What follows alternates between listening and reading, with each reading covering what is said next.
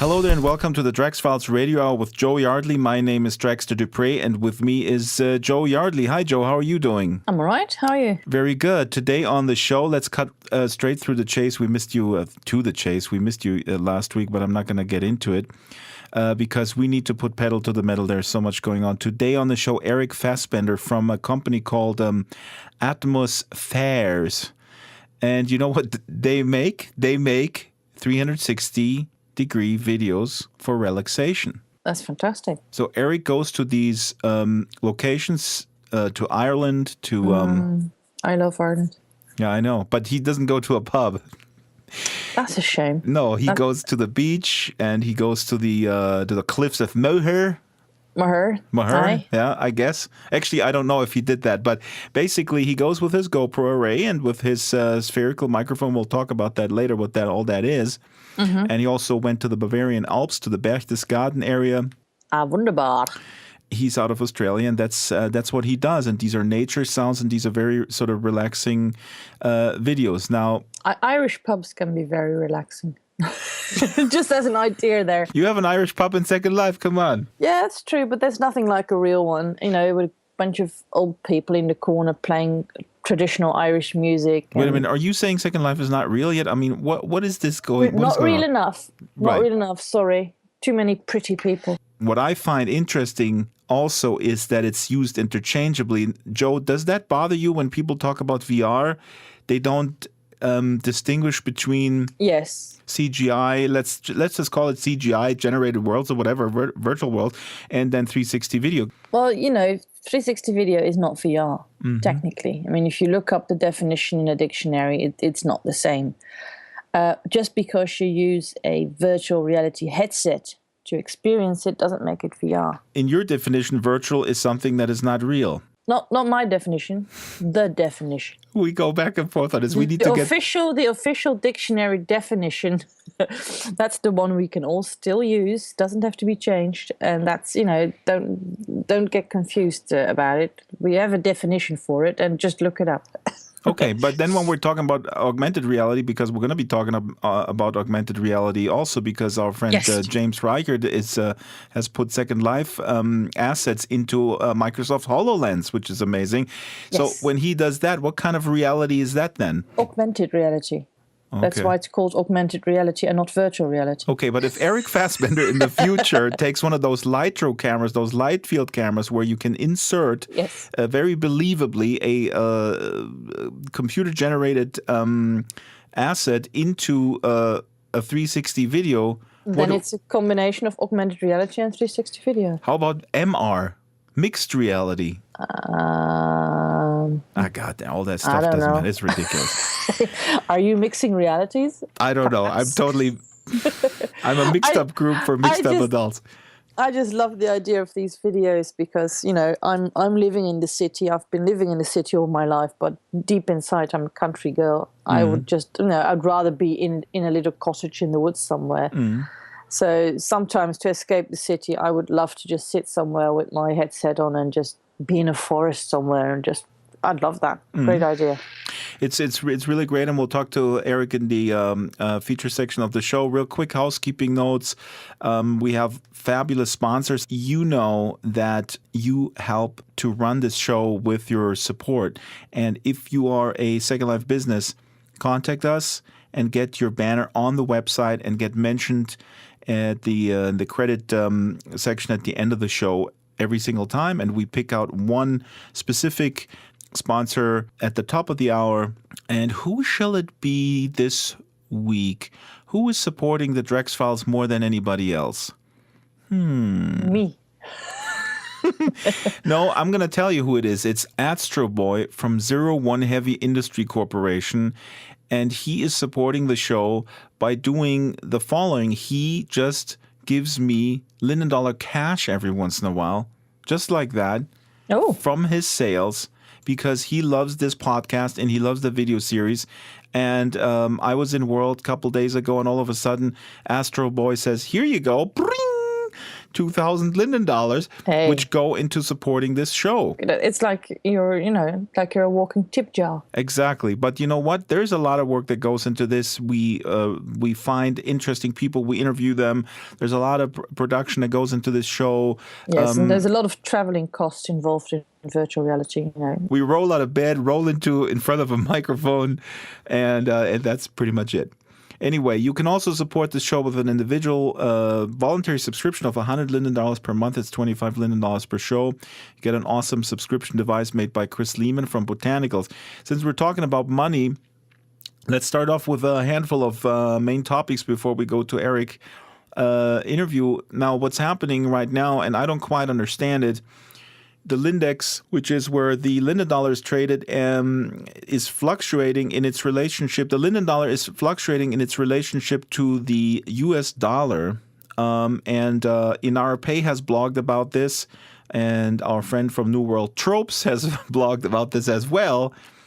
So there's huge fluctuations, and people are taking out big chunks of money out of Second Life and basically cashing out into physical currency. Why is that happening? Is it just because you get so much real dollar for your Linden dollar at the moment because of the real world economics? Which would be understandable, because sometimes you cash in your Second Life dollar and you don't get as much as the other times. Or maybe it has something to do with lots of people needing their money to buy those grandfather state. The grandfather SIM is where you pay an upfront fee and then you basically pay lower monthly tier. That's a big investment to make, especially if you've got more than one SIM. But it's interesting. Really, the Linden dollar seems to be here between, like, there's a fluctuation of, I don't know, 20, like sometimes like 100 something Linden dollars in fluctuation per dollar. So here the dollar is 350 Linden dollars, and here the US dollar is 267 Linden dollars. So that when you cash that out, that can mean a whole chunk of money that you don't have when you cash out at the wrong time. If you can afford it, it sometimes pays to wait a while before you cash out. Anyway, I'm not a financial expert. That's why I still live in my mom's basement. You can barely count. Right. And we have Frauke Horenbeek. Can you tell me how to pronounce her name? Frauke Horenbeek. Frauke Horenbeek from Dutchie. She's going to come on the show next week, and we're going to talk about virtual economies and currency and what is happening with the Lindex much more in depth than we both can. Yes. Also, we'll try to get Christopher Colosi on, who was basically the Dan Bernanke of the virtual world when he was working at Linden Lab. The chairman of the Federal Reserve, which is the central bank in the United States, okay. Until 2014. So I'm referring to Chris like him because he was running the financial system, the Lindex, while he was at Linden Lab, among other things that he did prior. And now he's the head of Globit, which is a digital currency, which is implemented in OpenSim. So that interview is outstanding. So maybe we'll get him next week and we'll talk about that. Next topic here. James T. Reichert. So James T. Reichert from Microsoft is doing some really cool stuff with HoloLens. He's uploading those on his YouTube channel. So what he does is he basically puts assets, including the Bento Angel from Second Life, into HoloLens. It's really interesting, and I'm not that much of not that interested in augmented reality in general, because I'm going for that full immersion experience.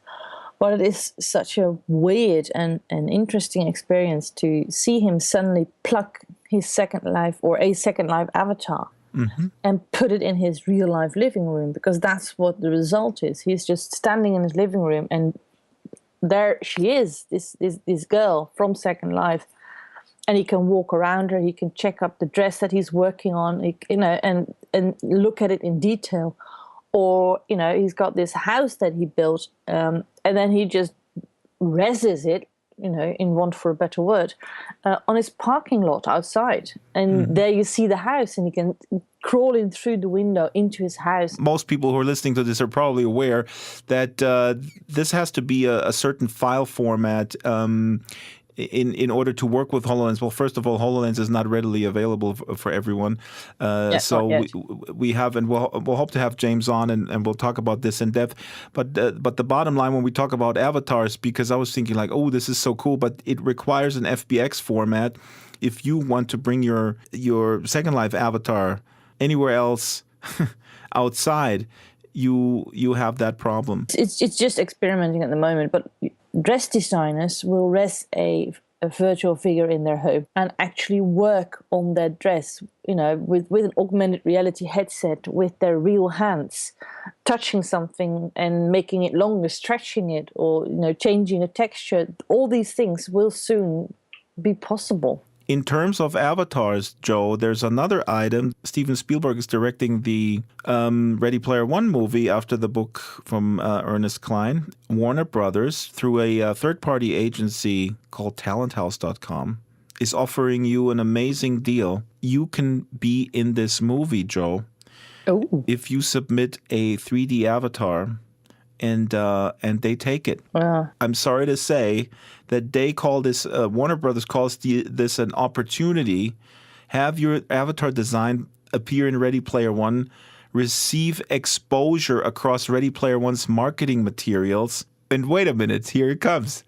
For all this stuff, you get $1,000 in exchange for assignment of all rights, of all your intellectual property rights.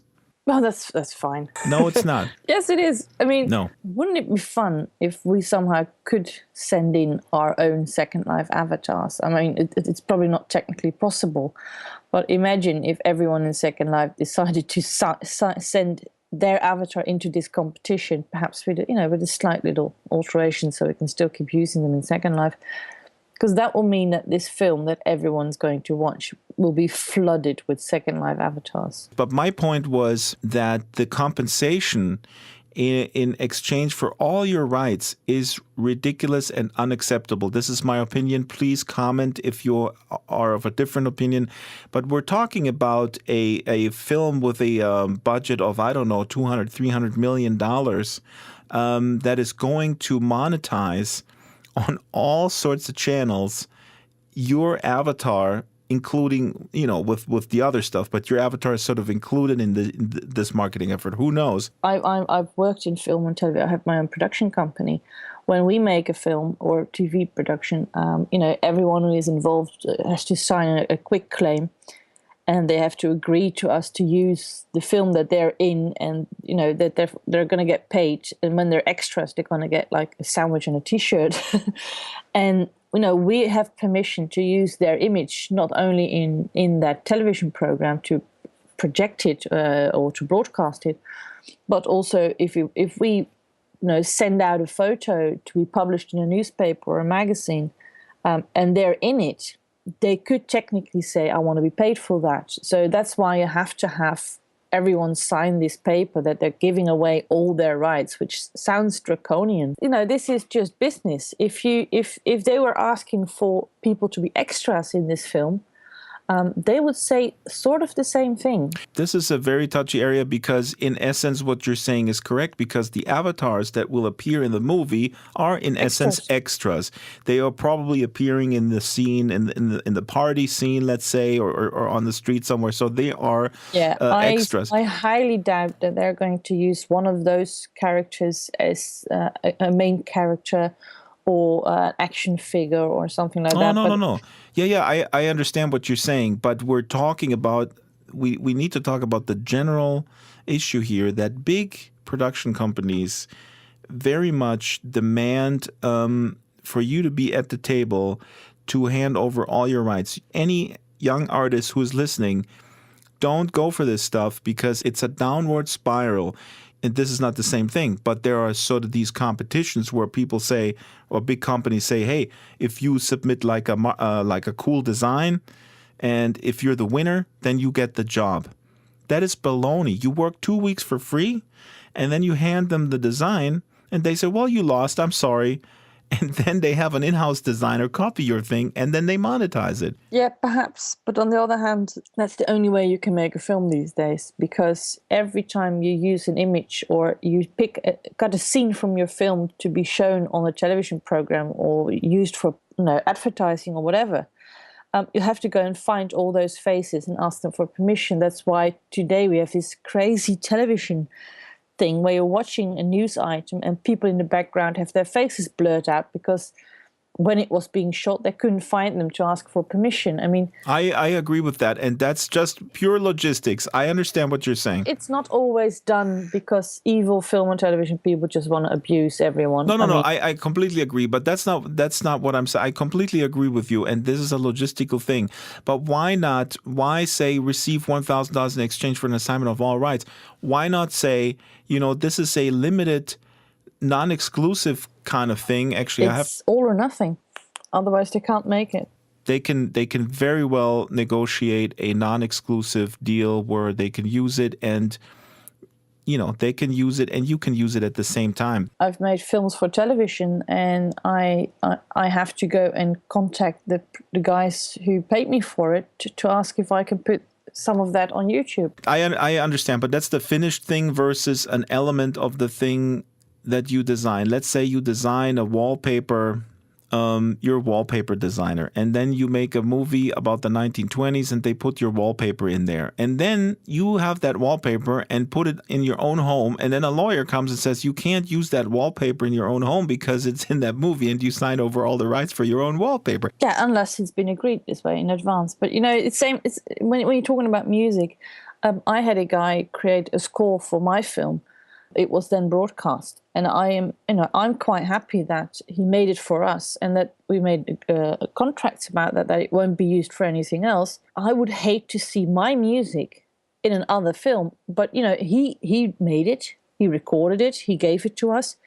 Technically, if we did not have that contract, he could put it in anything. It could be in a toilet advertisement. And as a musician who actually, the only reason why I'm not homeless is because I have the rights over my music. I hear you loud and clear. But if I were to make something exclusively for one film, they have to pay me a living wage, and that's just not happening. People want, some of these companies want exclusivity, and it amounts to slave wages, basically. I cannot afford to write a score. Slaves don't get wages. Yes. I'm saying if I dedicate a month or 2 months to write a score for a film or for whatever, and then they want exclusivity, they have to pay a certain amount of money that enables Absolutely. me. And they don't want to do that. So I had that situation in 2011 for a documentary for German television where they said, well, we always do that, like, for 14 years you can't use it for anything else, even for your own stuff. You can't even perform it live if you wanted to. And I said, you guys are insane. I'm not going to do that. And you know what? And then they said, okay, fine. Artists are very shy, sensitive human beings in general. That's why they're not in finance or investment banking or trial lawyers, okay? It's like the playground. Okay, if you don't stand up and say, I want to go down the slide now, they're going to take you and throw you down from the slide. Yeah. And that happened to me actually when I was 3, so maybe that's why I'm traumatized. Damn. Now that everything becomes so clear. Thank you, Ernest Klein. Thank you, Warner Brothers. Lay down on the couch, darling. Tell us about your childhood. Screw it. Let's just submit our avatars so that we're in this movie. Yay. You put a couple items here. Hindenburg VR for HTC Vive. This is pretty cool. For an historian, this is fantastic, but for people who are obsessed with the Zeppelin, it's even more fantastic. You can remove the outer skin and see the inside, the technical details. You can make it smaller, larger. You can walk through it. You can see it fly. Wouldn't it be cool if there would be a world where you could do this stuff within it and then teleport to something else, and so that it's not just a singular experience? What do you mean singular? Isolated experience. This is just one experience. It's not a world. It's just a Hindenburg. This would be a lot more interesting if you can actually fly it and go to places. But also, as you know, I don't get out much. I don't leave my sim very often. So if I have my 1920s Berlin city and community, that's fine by me. So one more news item that I want to briefly discuss came across because Josh Farkash of Cubicle Ninjas has tweeted this. This is a company called Tvori, and they came out with a video that shows a demo for the HTC Vive where you can manipulate objects, put them in position. This is sort of a Star Wars. So I'm not familiar with Star Wars, really. I mean, I have to admit that. But it takes figures and it takes vehicles on sort of a table, and then with the HTC Vive controllers you can paint a path, sort of like a storyboard. You're being very vague. let me try and explain it. Oh, please do. It's stop motion animation. You build things. They are 3D. They're on a virtual table. Or, and you can build your own set and you add your little props to it.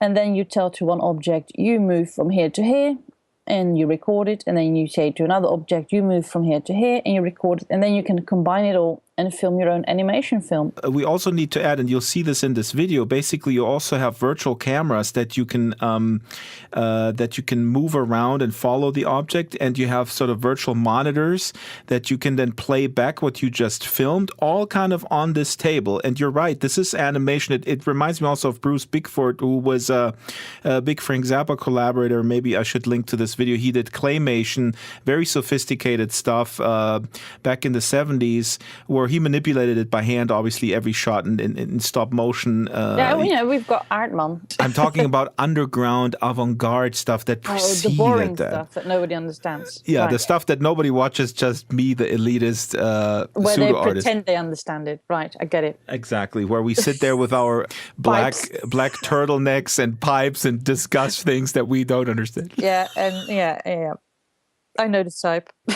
But what was really interesting also, I mean, this really reminded me how the field is getting crowded when we talk about Project Sensor, because, this is really cool. For a machinima maker like myself, if I and the company Tvori, they suggest on their website that you can also kind of freely design the assets. I mean, in this video demo, they take Star Wars assets, but it looks like you can freely design your objects and then put them in the scene and animate them and then make your own machinima out of it in real time. I mean, it's amazing. Yeah, absolutely. This is stuff that I was doing when I was a kid, and I used our video camera for it, which was extremely bulky. And I used toys, and it took me entire day to make a scene that lasted 10 seconds. And if I had this as a kid, I would have made hundreds of little films instead of the 3 or 4 Betacom tapes that are rotting away in my dad's attic. Right, and all they need now is a $900 HTC Vive and a room to put the... Absolutely. Right, it's only $1,000. Yeah, and wait 1 year and it's going to be half of that. I know, that's what everybody says. That's the way it goes. Besides, this is not a tool that they are going to buy because they want to make these films. This is going to be the tool that they're going to buy to do lots of other things as well. Yeah, it's true. We're running out of time. We got to go to a break. A musical break with Engramma, my favorite band, profiled in Drax Files episode 5, with a tune called Sweet's Numbers. You linked a video that everybody has seen while you're listening to Sweet's Numbers. You can look at that video and save time. It's a hyper reality video where your life is inundated with advertisement. It is horrific. And that is possibly a future that is even worse than what it was depicted in Black Mirror. It is horrific. It is everywhere. And, it looks like, this could be, well, maybe not this extreme. Well, maybe this extreme. Advertisement absolutely everywhere. If you pay enough, it will all be gone. If you pay a fee, it'll be gone. If you have money, then you won't be inundated with advertising messages. Lose weight, win a point. If you go to the left, you win 2 points. I could say the same about the internet or mobile phones. Oh, I agree with you. I would say the same about reality television, actually. It's just the next step. It's the same thing. It's the same concept, keeping people sort of oppressed with constant meaningless entertainment. Maybe. Well, it's hyper reality. It's a really, really great sort of vision, dystopian vision. It's on our blog. You gotta watch it. The big discussion point is this the future that we want? and I think we can still shape it. But let's go to Engramma with Sweets, Numbers, and then I think I need some relaxation.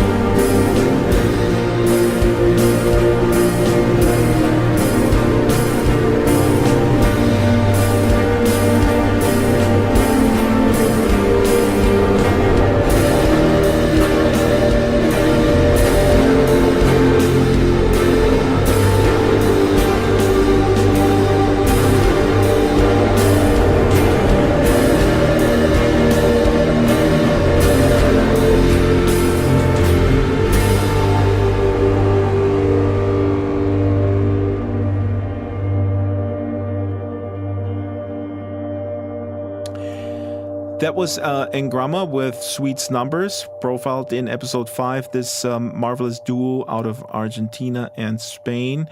Now let's go to our feature interview with Eric Fassbender. Eric Fassbender hails from Germany but lives in Australia. And what he does, Joe, we mentioned at the top of the hour, he goes into the woods or to the beach or to Ireland.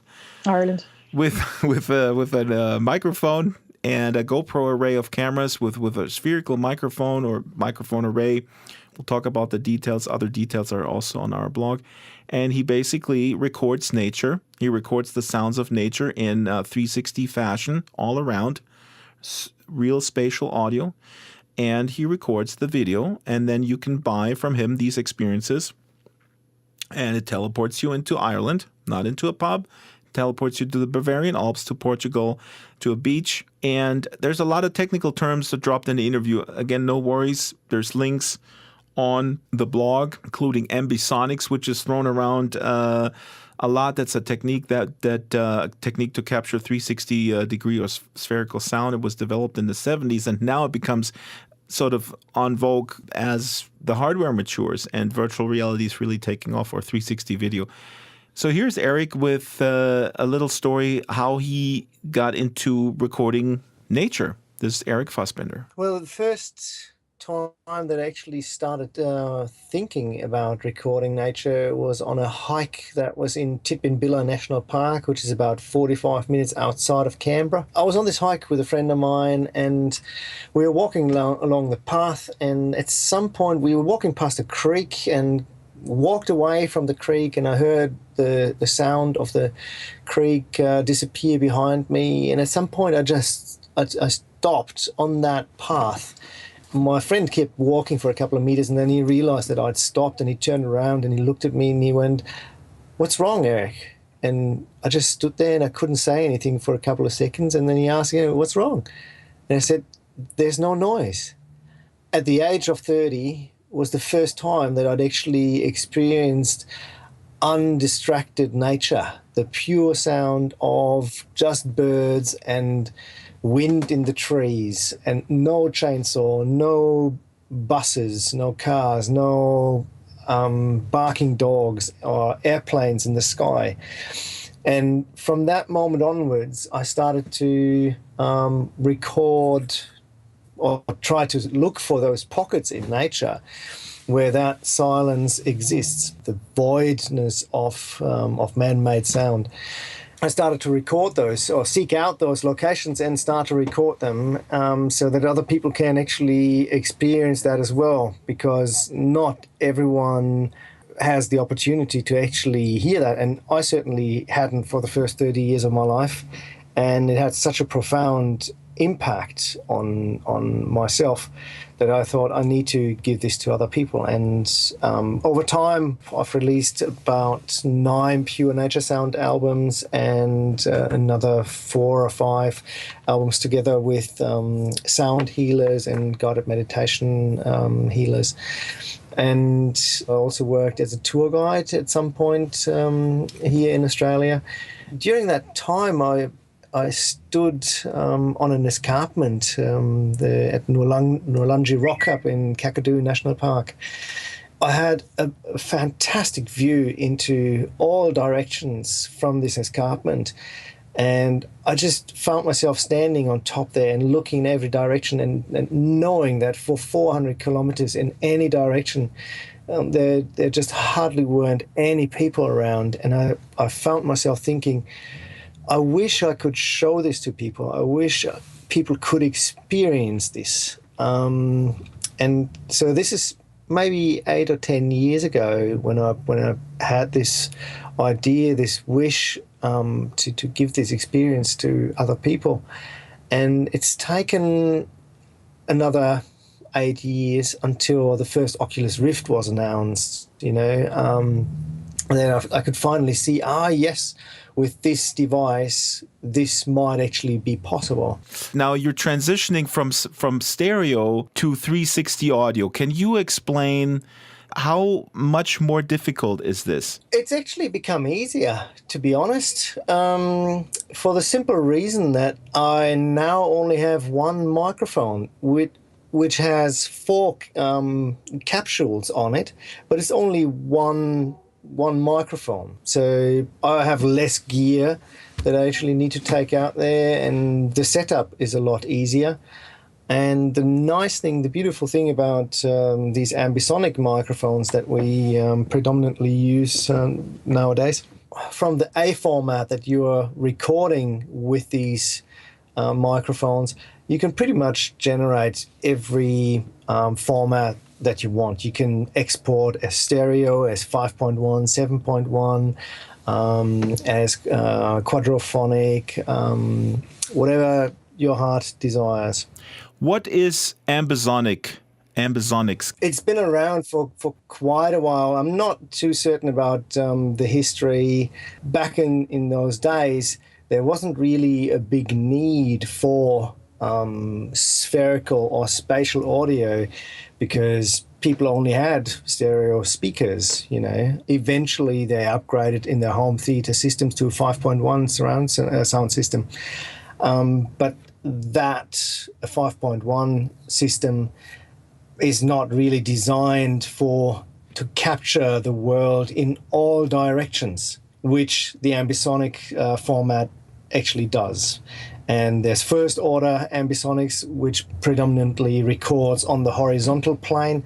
And then there's higher order ambisonics that also record and play back the signals on a vertical scale. So you can actually hear a plane flying over your head. And 5.1 is basically 5 speakers plus the one which is a subwoofer. And you usually have 3 speakers at the front, with one being left stereo and one being right stereo. And then the center channel, that is usually where you've got your voice, your communication of the actors. And the rear channels, they are predominantly effects channels. So for a fighter plane approaching from behind, or explosions and that sort of thing. Let me ask you, when you're recording now in the field, give me an example of what you're actually recording, because your company Atmospheres is making these for relaxation purposes. And what I'm wondering, what images do you actually use for these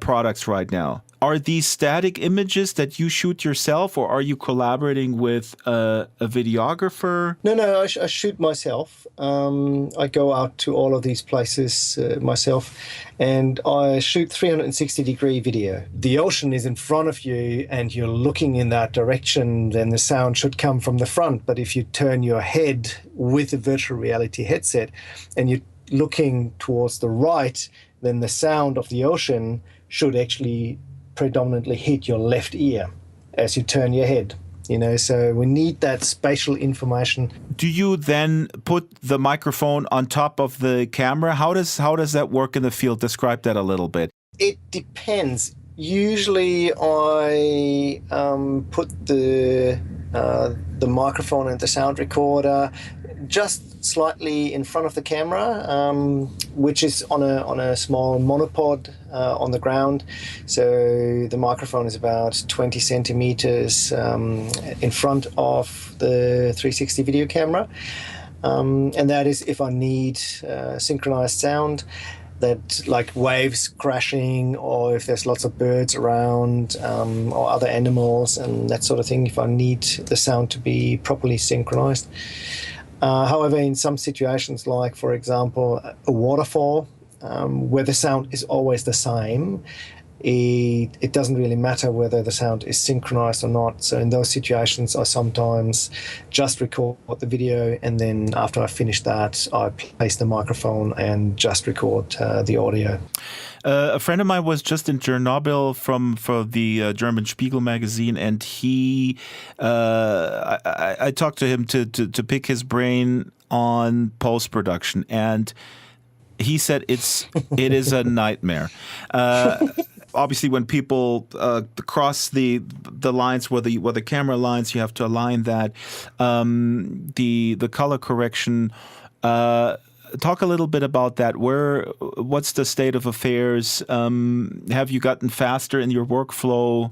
As your friend said, it is a nightmare. Or let's not say it's a nightmare. It's just highly complex at the moment still, because those 6 GoPro, and there's 3 GoPro versions and 4 and 2. Those multi-GoPro solutions, they are basically a hack. Those GoPros from the get-go weren't developed as virtual reality or 360-degree cameras. So what we do is we take those individual videos, we synchronize them in time. So all of them start to run at exactly the same time. And then we stitch them together into a spherical video. And I'm a color certified trainer for 360-degree video. And that is also my preferred software for stitching these videos. Color Autopano Video together with Autopano Giga, which is or started out as a panoramic photo application. And with these tools and the right knowledge, you can get pretty good results. However, you got to keep in mind, like you wanted the comparison between a standard video and a 360 video. So from a standard video, you can just transfer that onto your hard drive from whatever video recorder you've got, and you cut or find the in point, cut away the beginning and cut away the end, set your out point, and then you can use that basically straight away in your video editor, like Premiere Pro, for example, or Final Cut. Then syncing with the audio, as I understand, the field microphone that you have from Soundfield is giving you already sort of a mapped audio. So is that a big post-production mess when you put that together with the video, or is that pretty straightforward with that particular microphone? Well, it doesn't really matter which microphone you use, which ambisonic microphone. They are all very similar. The problem is with the output platforms, and there's quite a number of different standards that are out there these days. And to be perfectly honest, at this point in time, I'm only recording for future purposes. I'm future-proofing my sound recordings by recording in an ambisonic format. I'm currently actually exporting in stereo, for the simple reason that when I did some trials by exporting into a 5.1 surround format, which the Gear VR at that point in time was the only format that it supported, I could hear distortions based on turning my head, because the processors in the mobile phones, they can't actually decode the data fast enough, so there are distortions in the sound. And that's when I decided, I'm not just exporting 5.1 surround sound, especially since it's not very well suited for virtual reality, just for the sake of having surround sound if the sound quality is lowered. So I decided to just go with stereo for the time being, until such time comes when a standard has been established across all the platforms. I'm going to do just that. I wanted to ask you, does it bother you that VR and 360 video is being used interchangeably now by the people who want to make this make as much money as they can?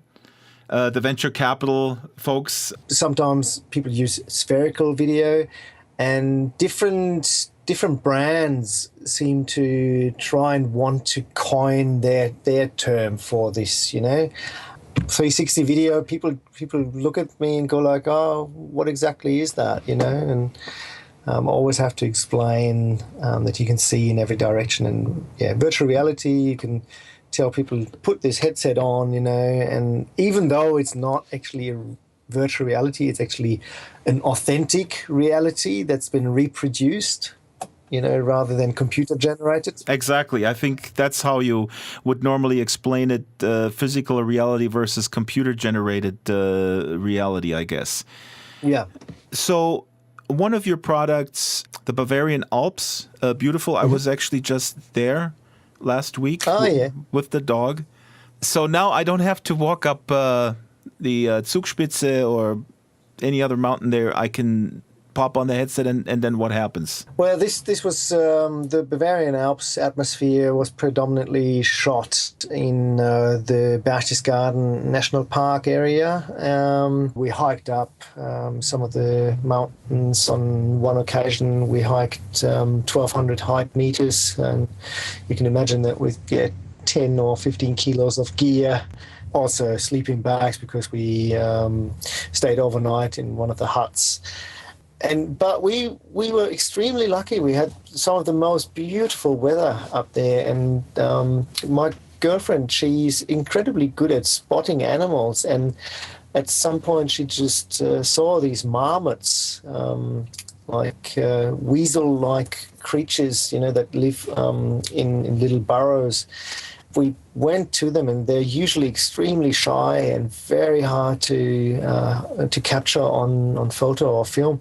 And so we just took our chances and put up the camera and let the camera run for 15 or 20 minutes and walked away some 100 or 200 meters and just sat down and enjoyed the view. And those are actually those moments, because you don't have a preview or anything, you don't know what the camera is recording. And when you then get back, and you still can't preview, you have to wait until you get home. That is nerve-wracking. I mean, just, oh God, you're spending hours that you don't even know if you're on the, I was just going to say, I mean, you need to make sure that you're not in the frame. I mean. Yeah, with my shots, we always hide behind some bush or behind a rock or a tree or something like that. And you can't actually see the camera.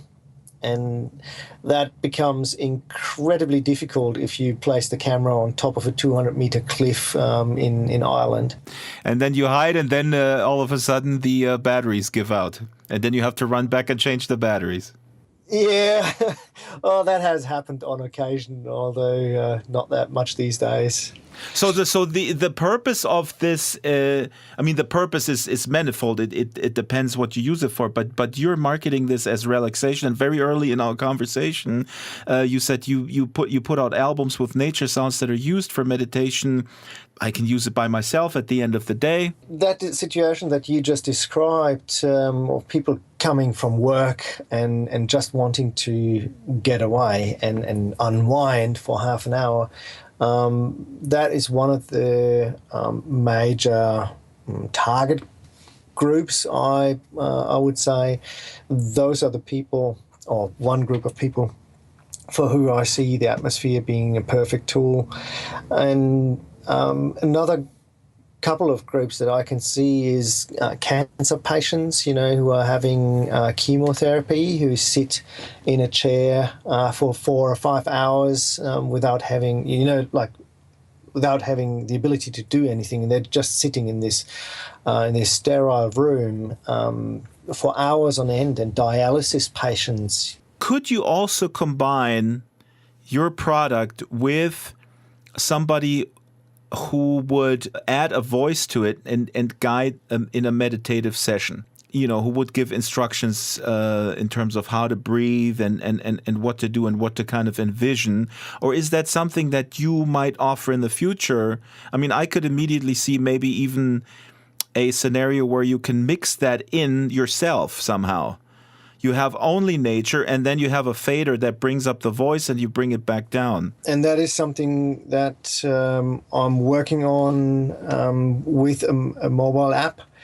So I'm currently having an app developed for Android that you can then use in a Google Cardboard or whatever VR headset you decide to use.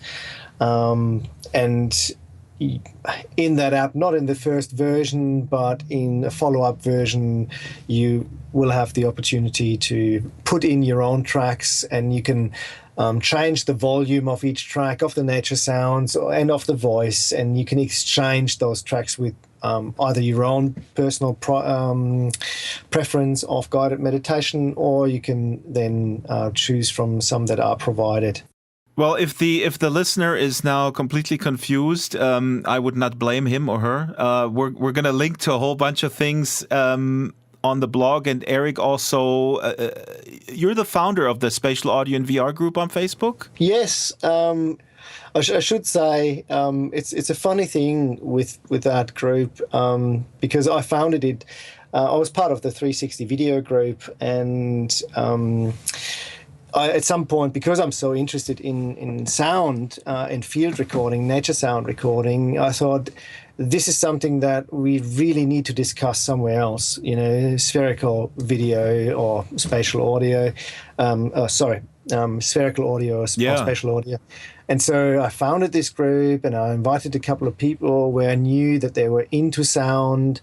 And nowadays there's just so many people on there who have much more knowledge about that whole area than I do.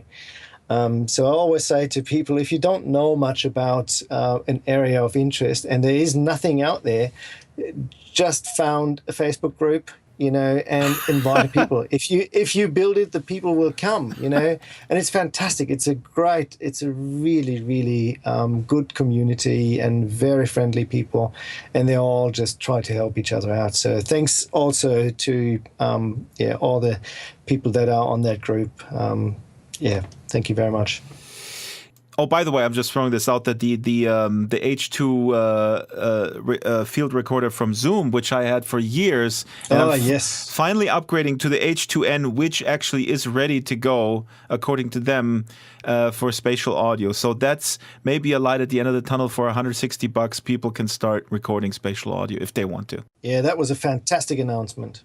My last question: how do you see the future of the acceptance of virtual reality? I mean, like I said, like the past bunch of podcasts, when you're in Silicon Valley, in that sort of bubble, if you will, people are going nuts about it. This is the next big thing. It's a no-brainer. I have friends who worked in virtual reality for a long time. Jackie Mori was on the show many times. They're enthusiastic, but also a little bit. They've seen hypes come and go, and the acceptance I'm talking broad mainstream acceptance of people putting on goggles. It doesn't go that fast. So what do you think? I mean, are we going to, you just talked about a mobile app and will people pop this on in the subway maybe with headphones, shut themselves out completely? I have sat on airplanes using the Gear VR, and the funny thing with that is, at first when you start bringing the headset out, and you start preparing it, and you're fumbling around, and people start looking at you, and you feel a bit strange. But as soon as you actually put the headset on, you don't care, because the people are gone. You don't see them anymore. Ah, beautiful. And you are immersed in this other world, which is much nicer than a plane, or a hospital room or whatever other environment, In other words, you're saying when people taste the drug that you give them, last week I said it's like selling weed on the playground. I'm trying to find another metaphor. Then they will see, wow, this is amazing, and then they will be basically convinced. Well, basically, this is what every religion wishes for. Once you put it on, you are a convert. Mm-hmm. It's extremely hard to explain to people. And you got to talk to them, and you can explain it, but they will not get it until they actually try. And to date, I have not seen a single person take the headset off and go like, nah, that's rubbish. Everybody has said, wow, this is amazing. And I've been around long enough for the whole 3D TV hype, and everybody was skeptical about that, and with right reasons. But with VR, virtual reality, whether it be computer-generated gaming or 360 video in virtual reality headsets, that is here to stay. So that was Eric Fassbender, his company Atmospheres. Check it out. It's linked on our blog. And by the way, Joe, Arduin Schwartzman and I have been experimenting with 360 video in Second Life. So we're able to film with 6 cameras at the same time, 6 avatars, a virtual GoPro array, and in fairly high resolution, but stitching it together is pretty hard. Now imagine if you would have 360 videos of SL on YouTube. That'd be good advertising. I think Linden Lab should look into this. I think Linden Lab, if any Linden Lab developer is listening to this, I know you can do this. You got to go into the code, and I know you can create a spherical camera for Second Life. Imagine if we can shoot 360 videos in SL. Joe, you go into Berlin, you put the virtual camera down, you hit record, and boom, you have a 360 video that you can upload on YouTube, and people without logging into SL can can be part of it. They can play it back on cardboard, Gear VR, or on YouTube. Some of the most beautiful locations, and you can just look around and, enjoy a lovely location. And Joe, just to end the show with Raph Koster, who is a famous game designer. Yes. Had a talk at the Game Developers Conference, a very concise history of virtual worlds, very kind of punchy and very to the point, very accurate at the same time, and also a little thought-provoking, actually. And when he comes to, from all the muds in the 80s and 90s, he comes to Second Life, there's a screenshot. And what does it depict? 1920s Berlin. Oh, of course it does. Jesus Christ. And I think there are quite a lot of people at this moment working on all sorts of projects who should see that video. Yes. Because, just the other day we learned about the first virtual reality city. Oh, we also learned about the largest virtual world gathering from Alps VR just because Reggie Watts is in there. And no offense, Reggie Watts is really great. I don't know him. Well, of course not. You don't get out much. I don't know much. But Alps VR is like, we're going to have the biggest gathering in virtual worlds. Come on. To be fair, they have got this thing set up where you have the same experience for several people, which is something. It's called instancing, and they're going to do that in Sansar, yes. Yes, exactly. But that's the first scoop they actually have that is theirs, I think. But besides that, it is still... You're still a robot. It still looks uglier than Lego. Yes, excuse me. And one more thing on Raph Koster, and he basically, what he says is that, the VR stuff that we're putting out now, that's a way to render content, but people better really study what happened in these muds and what happened in these game worlds and what happens in Second Life. Or you're going to look like a fool when you think you've reinvented the wheel. Well, because we're talking about social interaction. We're not talking about, they're all talking about, the visual fidelity. We need to talk about social interaction. Otherwise, it's nothing. I like pretty pictures in 3D. Okay, that's it, guys. Anything else from you other than you're staying on your sim? Well, Joe? we've got our 7th anniversary of 1920s Berlin coming up, and it's going to be from the 30th of May right up till the 5th of June. So it's 7 days of celebrations for our 7th anniversary. And we'll have at the very end, we'll have another relaxed rules day. So anyone who doesn't like changing their avatar or their clothes can come and have a look around. My mobile phone is beeping because of the augmented reality coupon code that I put in.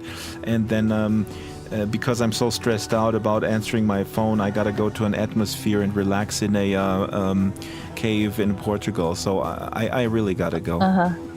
Okay, have a great weekend, everybody, and goodbye, Joe. Auf Wiedersehen.